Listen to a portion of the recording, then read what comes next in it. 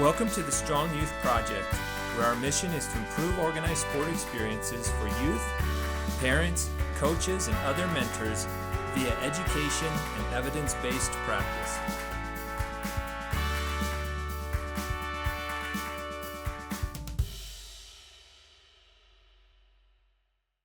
Welcome to the Strong Youth Project podcast. As we work to improve organized youth sport experiences, we will share insights from both scientific research and real-life experiences. Although we will present evidence-based information from the highest quality scientific sources, we also recognize the value of firsthand experience shared directly from athletes, coaches, and parents.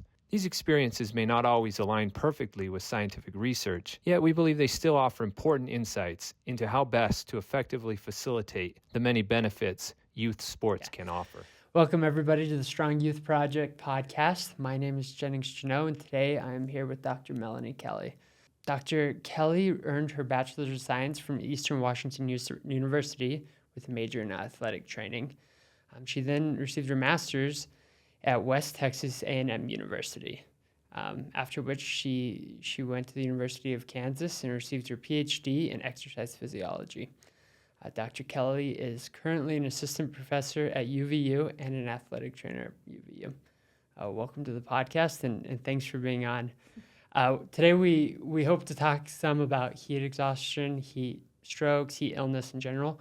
But before that, if you want to give any other details about your life you want to share with anyone, or you can pass on that if you'd like. I mean, I think that was great. Thank you so much for the intro. The only other thing I guess I can add why you're having me for heat illness, it would probably be in relation to my dissertation primarily focuses on exertional heat stroke risk factors and some of the more unique populations.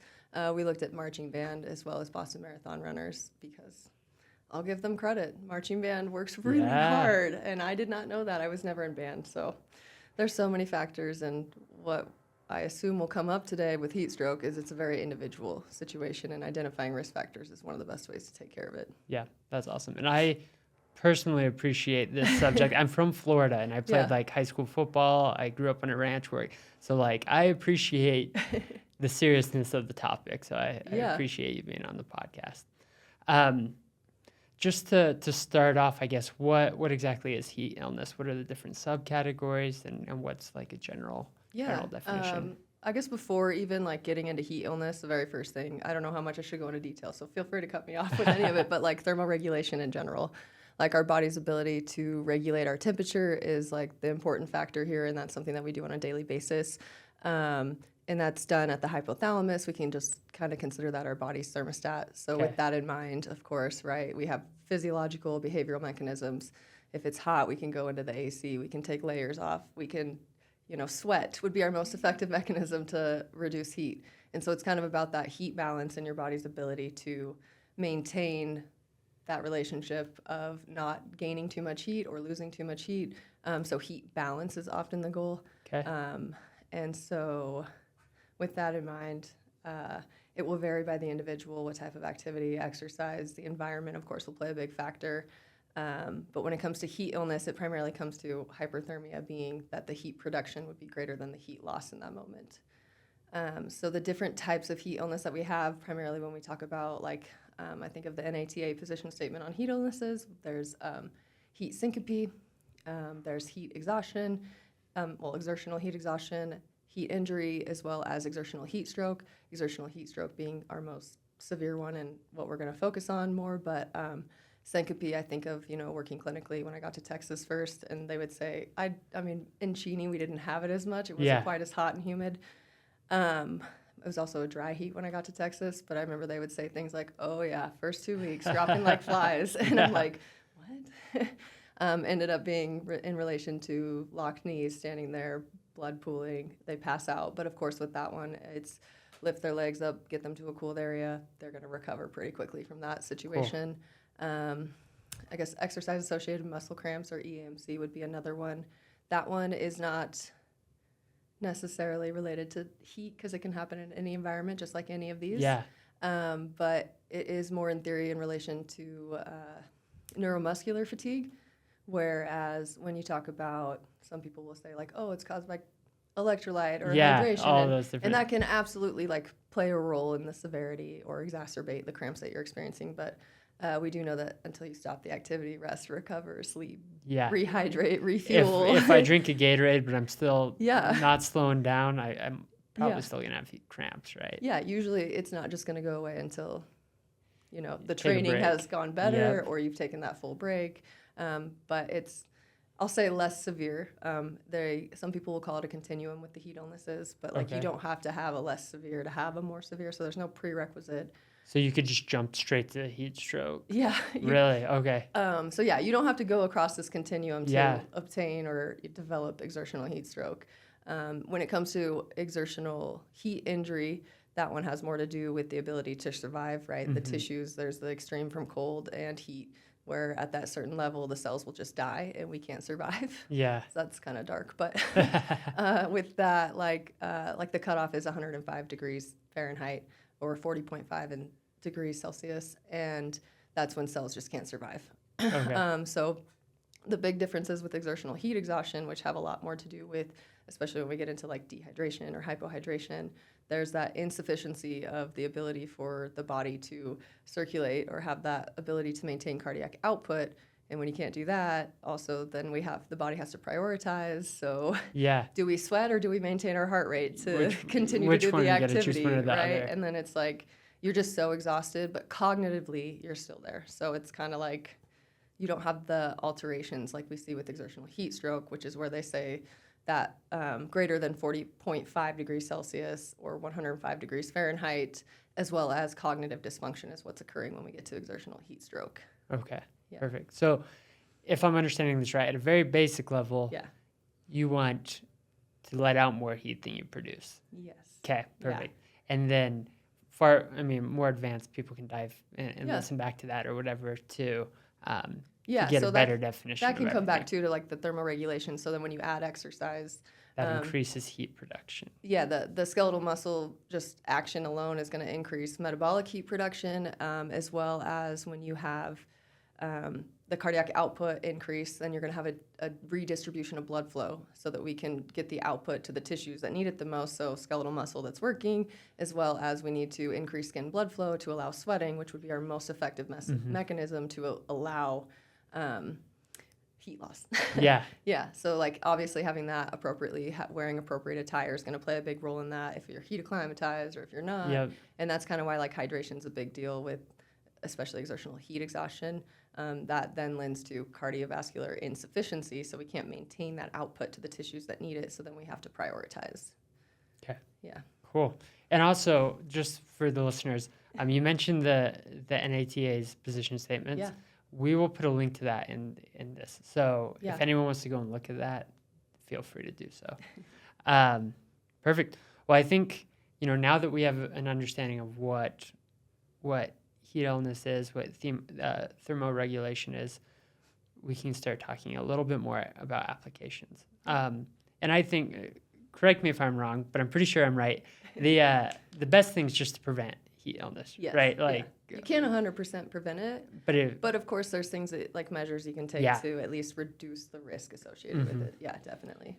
and so to help, and I think we need to know what the risks are to be able to prevent it. So what are the biggest risk factors associated? Like you said, what you're wearing, hydration. There's quite a few different, definitely. And when you look at the position statement, it will have it broken down by intrinsic versus extrinsic. So if it's modifiable or non-modifiable, some of the biggest threats I would say with risk factors are associated with being hydrated or not being hydrated. That's obviously going to help support your ability to exercise you can't sweat in general. And we can talk about like environmental strain is one. So high heat, if there's humidity, there's a certain point or a level of humidity, right? About 65%, above 75%, it's going to diminish or potentially inhibit the ability to evaporate that sweat, which is what we need to allow the cooling to occur. So then sometimes that sweating then isn't actually contributing to cooling. So environmental strain and monitoring that. So that could be as simple as, changing the time of day of practice. Yeah. Rather than going at 2, 3 p.m. when sports like to go, the hottest part of the day,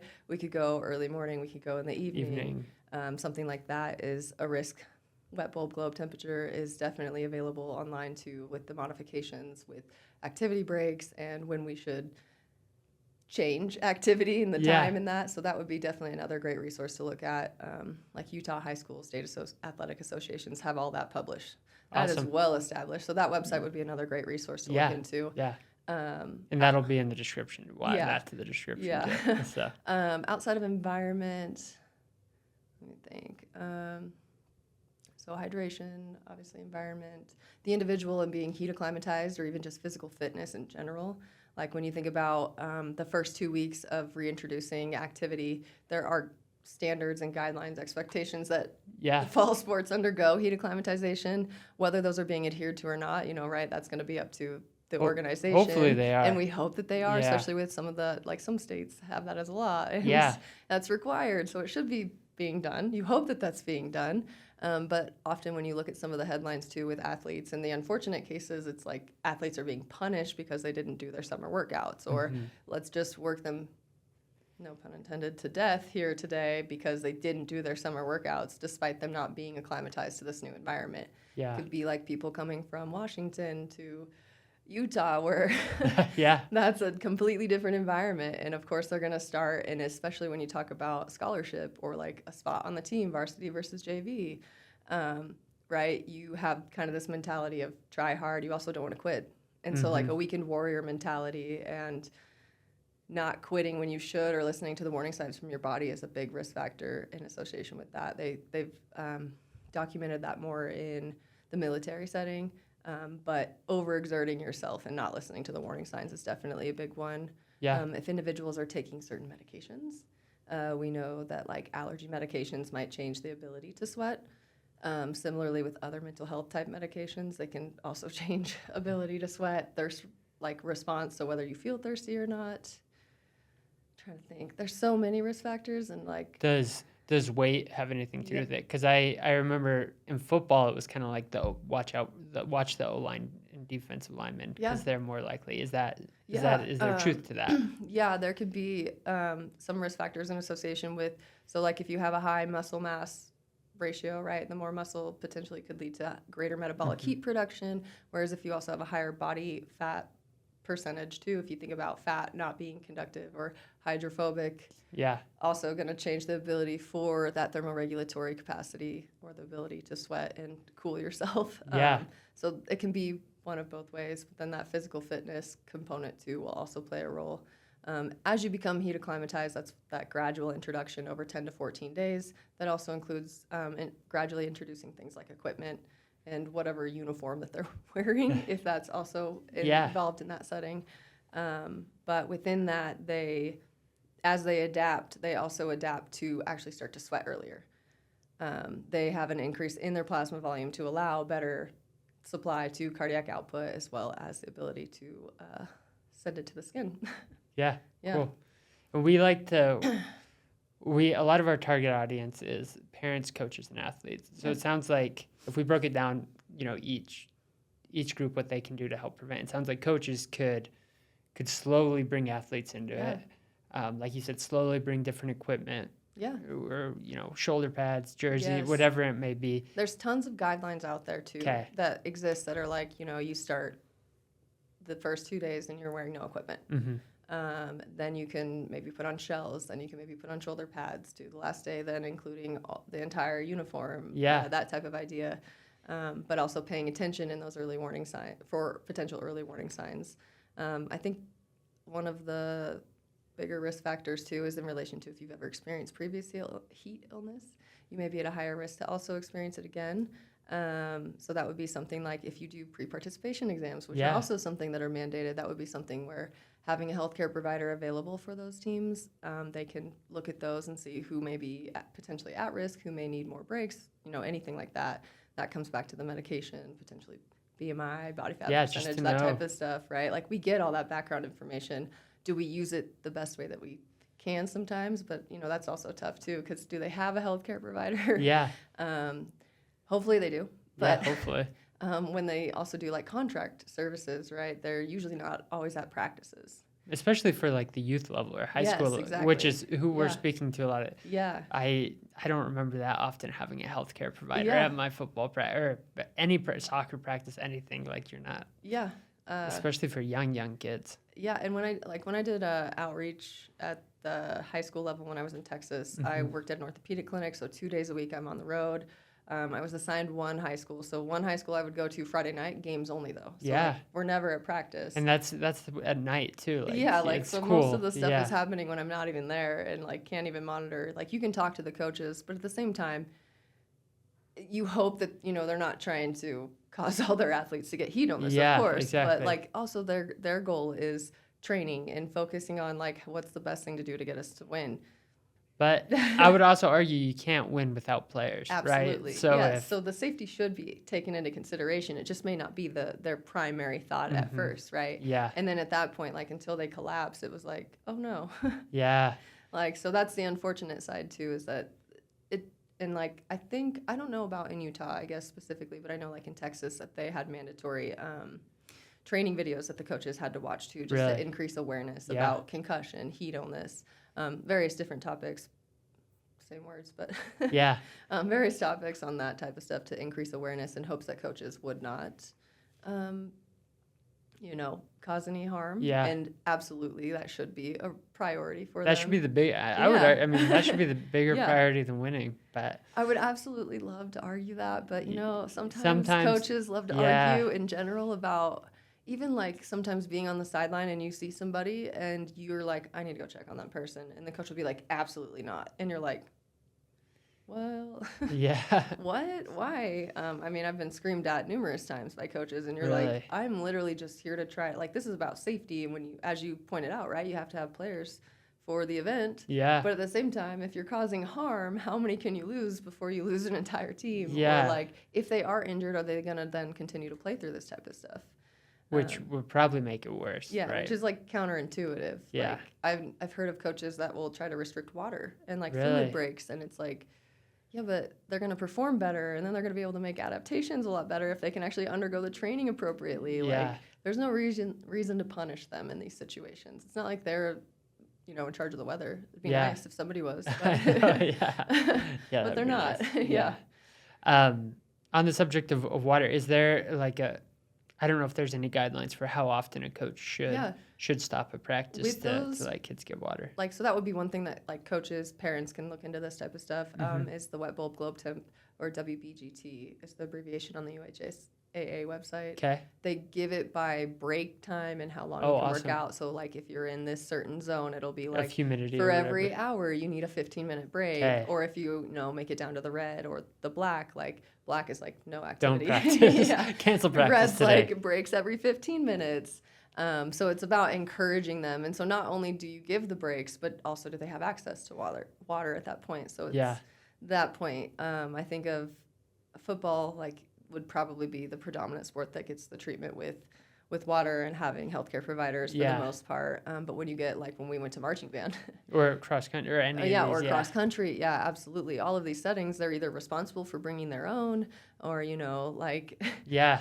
if they don't bring it, that sucks. Or if they have this much of a, a quarter of a water bottle left. And when you think about too, if you don't have shade, or if you don't have anywhere to rest, or there's so many different factors. Of course, I think about if my water's sitting in the heat, that's probably the last thing I want to drink, and it might make myself even restrict drinking water. I mean, I hope not, but there's that other idea of can you put this somewhere that can also be utilized and want to be drank? If individuals don't like water, I remember I had never really experienced that until I got to Texas. People I don't drink water. Not all of them. There was just a few select athletes that I could think of that were no, I hate water. And we're what? All right, we'll have Gatorade for you. So also having options. And if you're not heat acclimatized, we do know things about the glucose production, which glucose being your energy source, making sure that you've eaten before you exercise. That's going to delay fatigue, also help with your ability to exercise. And when you think about adaptations, getting better, fueling, the bare minimum stuff, right? Yeah.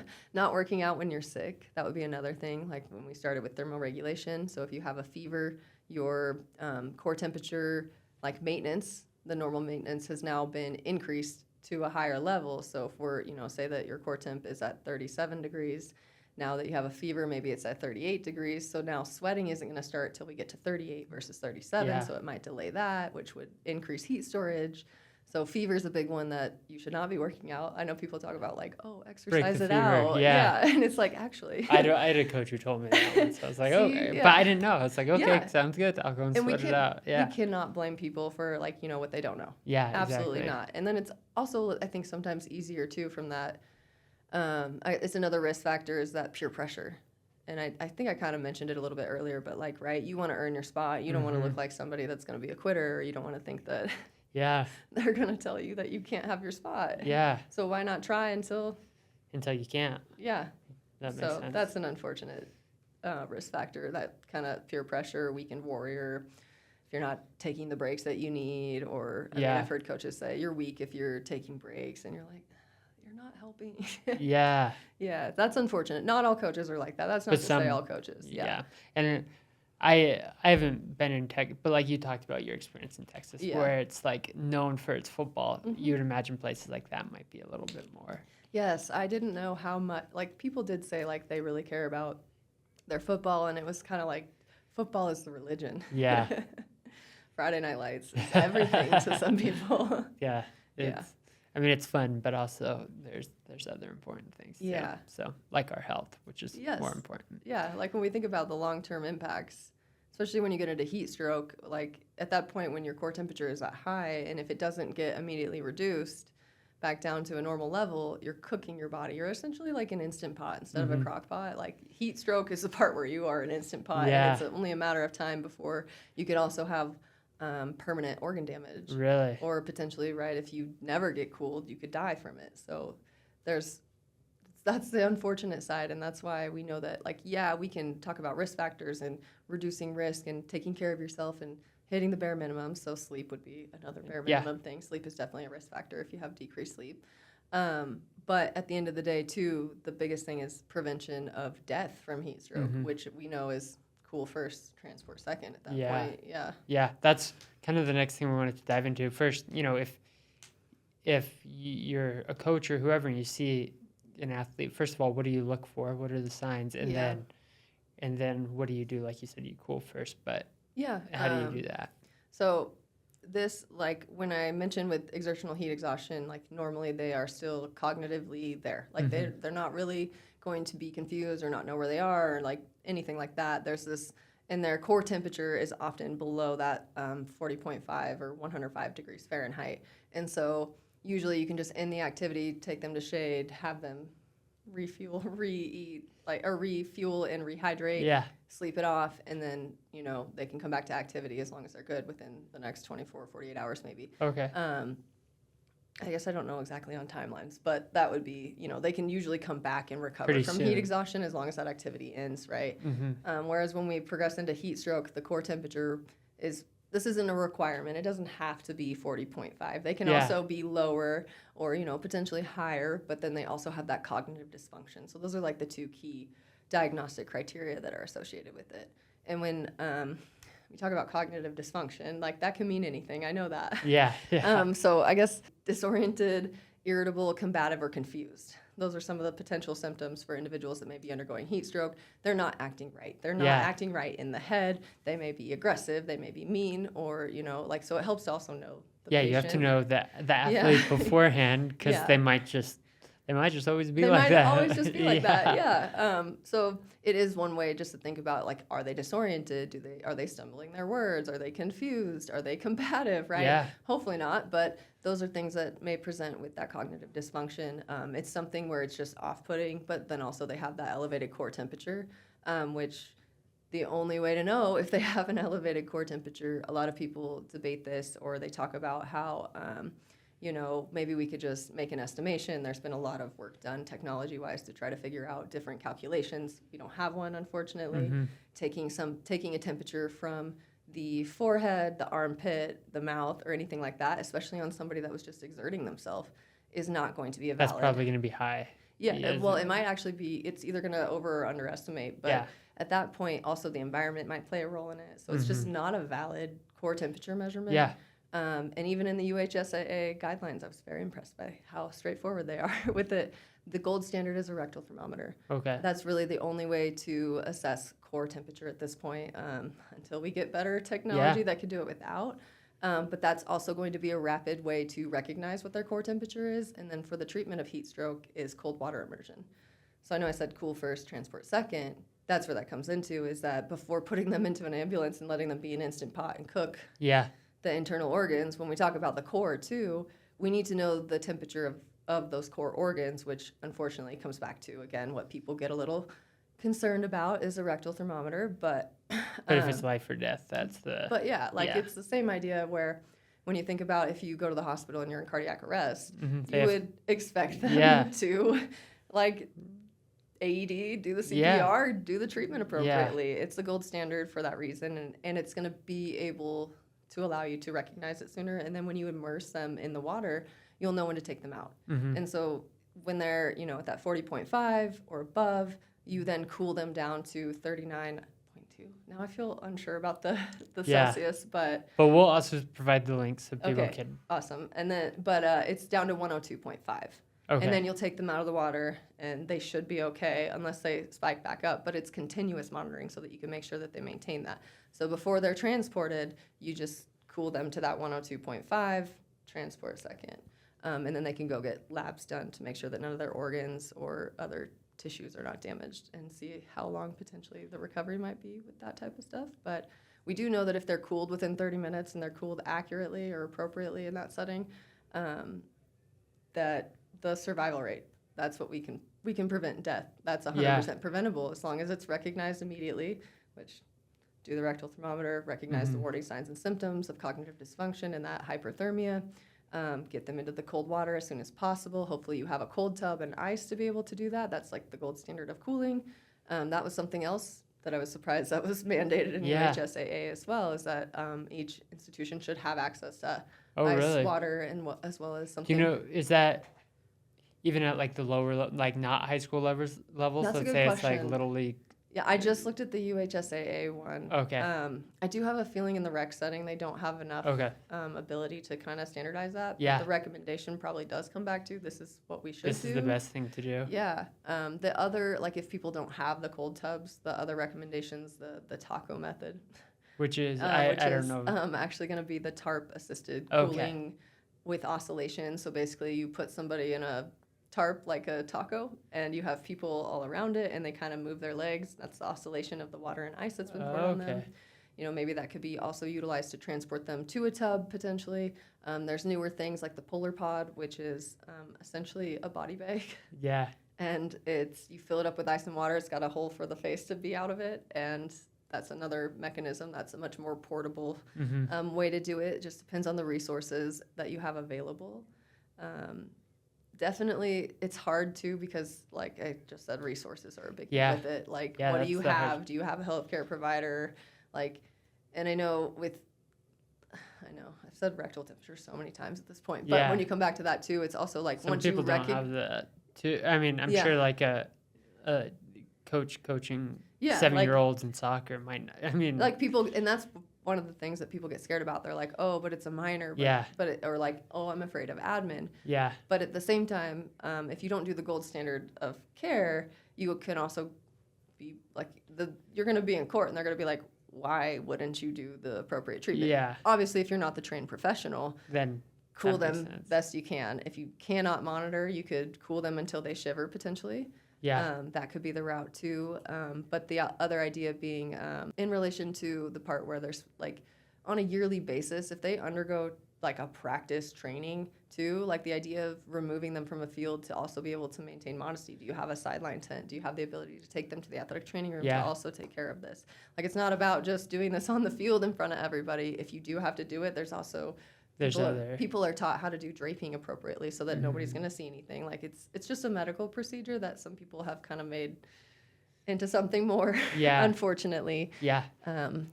I forgot, you might have already answered this. Is there any resources that like a coach could go and watch if they're in a situation where medical professionals aren't at all the practices or things like that? For them to go and learn how to do some of these things in case they're put in that situation? Yeah, that's a great question. I don't know necessarily like what, if there's like,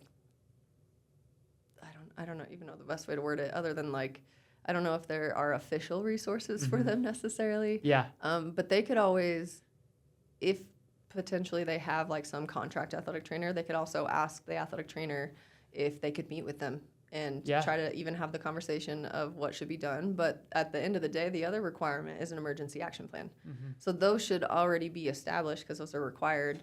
And within the emergency action plan, it should have the entire rundown of what needs to happen when there is any type of emergent medical condition or emergency that happens, which would outline who to contact, who may be available. That could be EMT, EMS.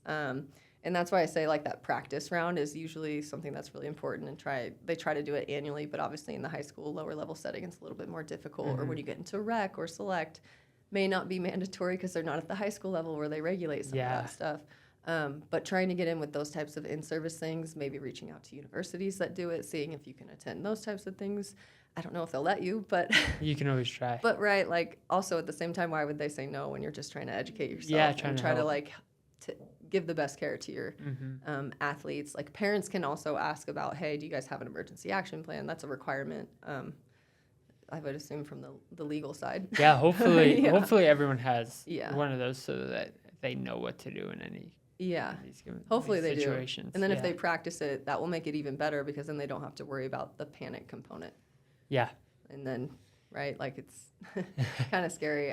When I was in Texas, I remember being at one of the first games and I went to go talk to EMT and EMS. Like there's that medical timeout component, and this is football, but like you do meet with people beforehand to have the conversation about, hey, if we have this is what we're going to do, X, Y, Z. And I remember being like, heat stroke, we have a tub, we're going to go ahead and put them in the tub first. And I remember they looked at me and they said, no. And we're like an hour away from hospital, so even more alarming. And they're like, no, the binder doesn't have it in there. And I was like, what? So like sometimes there can be disagreements, and I'm not going to stand there and argue with them. I just called the team doc at that point. I'm like, hey, this is what's going on. And he's like, put him in the tub. Thankfully nothing happened, but like you will get resistance from even sometimes providers, and that's not to put them down either, but like if that's not something that they're told to do, right, they're going to continue to try to follow whatever their protocol is at that point. So it's good to have those conversations before the season, hopefully. So just to sum this all up, everyone should have an emergency action plan, so follow that. But in the case of a heat stroke, you want to cool and then transport.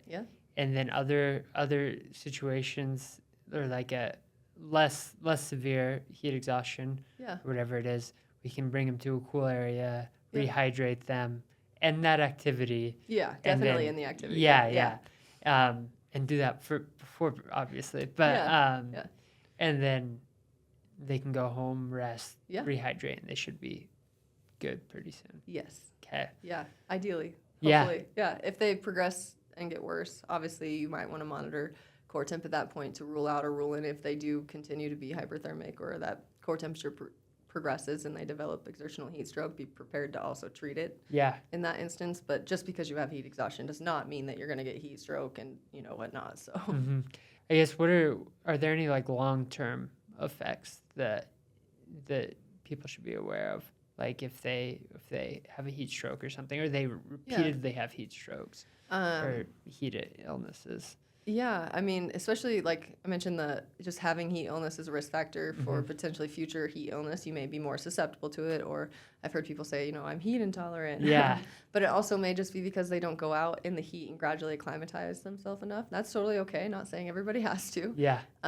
But with that in mind, I guess the biggest thing is like getting labs and making sure that you don't have permanent damage. There are different recommendations out there, so it can be anywhere from like 7 to 21 days to up to a year. It just kind of depends on how quickly you were recognized of having heat stroke, how quickly you were cooled, and that's what we know is hands down going to be what determines usually the extent of damage to different organs, and potentially could lend to like multi-organ failure or just kidney damage or rhabdomyolysis.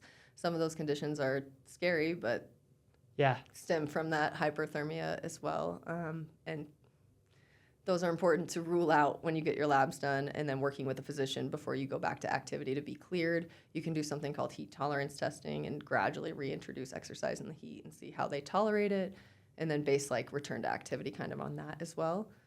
So that would be another option. Awesome. Okay, so we've talked a lot about what a medical professional that's there might do, what a coach should be doing. from a parenting side, what kind of things should they be doing to prepare athletes? I'm guessing keep them hydrated, that kind of stuff. Yeah. Anything? Parents can definitely help pay attention to like hydration, what they're eating, making sure that they're eating something before, or encouraging their children to eat something. Sometimes that can be hard because heat can also be somewhat of an appetite suppressant, or if you start to feel sick. GI distress can potentially be a warning sign, right? Like if you have that, you probably don't want to exert too much.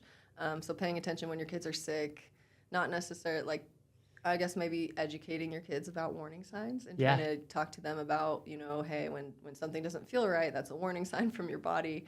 Not trying to say quit every time something goes wrong, or every time you experience a symptom. Yeah, not trying to say, oh yeah, it's hard, you should quit. If you sweat, you should quit. Yeah. But teaching from a young age, like I don't think that that's necessarily something that's prioritized, that we should pay attention to our bodies. But learning what the warning signs are and when to call it is kind of probably a good maybe conversation to have with kids, emphasizing that they potentially go to sleep instead of maybe being on their phone all night. Sometimes that can happen, I know. But, making sure they're sleeping, making sure they're eating, making sure that they're hydrated. The simplest thing that, like, even the athletes can do is we don't want clear urine. We want light lemonade, light yellow. If it's clear, you're overhydrated, you probably need a few more solutes. When you first start out and you're not heat acclimatized, you can probably drink Gatorade. That will, or Powerade, anything with some type of electrolyte that's going to help with plasma volume retention, so just water retention, and help with that hydration status. I guess outside of those basic things of eating, hydrating, and sleep, the other thing is paying attention to your child. Yeah. If they look like they're off, you're going to know them best. And if you're watching the event and you think that something should be said or something should happen or they should be limited in the activity, maybe you make that call sometimes too. Not saying also shut your kid down because they don't look well at all times. But if you notice something, you know your kid better than the coach does. Exactly, So. yeah, usually in those instances, yeah. I also appreciate earlier that you mentioned a parent can ask a coach what the emergency action plan is. And just to make sure they have one, I think that's huge. It would be, I mean, I don't know what happens, how often parents meet with coaches, or if they have any type of in-service meeting. But or like a beginning of season. Yeah, that's exactly. Like I'm thinking of like the in-season meeting. I feel like they have one of those with parents at some point, but I don't have kids. I don't know. I don't know either. But I mean, at the university level, we used to have them, like the athletic trainers would show up and also talk a little bit about hydration and some of that stuff. Yeah. And I think that that's something that parents could definitely ask coaches, like, hey, what's going to happen if there is a medical emergency? Do we have an athletic trainer? When are they here if we have one? Or what can we do to get one? Yeah. Do we have the ability to immerse somebody in cold water? Like, those are questions that are valid. Yeah, I think so. Even if the coach doesn't know, hopefully they can refer them to the person that knows. And it's definitely, like, it's kind of sad in some situations because I feel like some people get a little defensive if they don't know the answers or they're like, why are you asking me this? Yeah, but hopefully they don't get that way. Like, that's also kind of concerning to me from the perspective of like, well, we care about the health and safety of our kids too. So like that might also be like another conversation of like, well, if they're resistant, what does that mean happens when my kid's on the field? Yeah. Not saying that we should go attack coaches either, but. Not that we should attack coaches, but what if something happens when there isn't an athletic trainer and the coach already told you he doesn't know what to do? Like, that's scary. Yeah. That's a scary situation. So I think it's. Most coaches are required to be at least at a basic level. Like I know they have to be CPR certified. Yeah. So they should have that down, hopefully. Yeah. But it's good from a parent's perspective to have that reassurance that that there is a plan and that we know the coaches know what they're doing, hopefully. Yeah, and if they don't know what they're doing, hopefully they know who to contact. Yeah. That would definitely be like bare minimum. Yeah, and if anything, this shows the coach like, hey, I need to learn what to do in this. Yeah. Maybe it's something they've never thought about before. Yeah, so. Exactly. And there's nothing wrong with that. We don't know what we don't know, but yeah, exactly. Exactly. Yeah. Well, we've covered a lot. Just before we end things, do you have any last parting words, parting thoughts for coaches, athletes, parents, anybody? I mean, I think the biggest thing with heat stroke and the ability to save people's lives is cool them first, transport second, definitely. Recognize it, obviously, from the beginning. Just make sure they get cooled. And hopefully everybody gets to survive. We don't want to see any more headlines. Yeah, we don't. Well, awesome. Cool first, transport later. Good words. Great. Well, thank you for joining us. Thanks, everyone, for listening, and we'll catch you next time.